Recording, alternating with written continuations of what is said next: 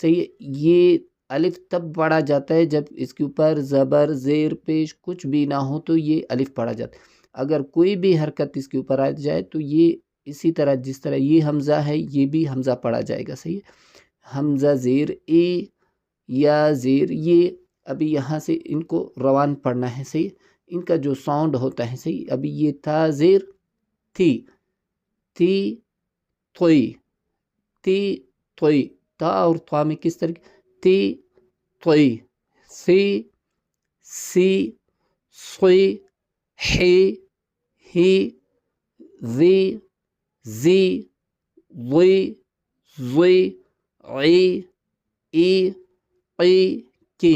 صحیح، یہ عی ای، اگر ان میں ہم لوگوں نے فرق کرنا سیکھ لیا تو پھر انشاءاللہ الفاظ کی ادائیگی جو ہے وہ ہمارے لیے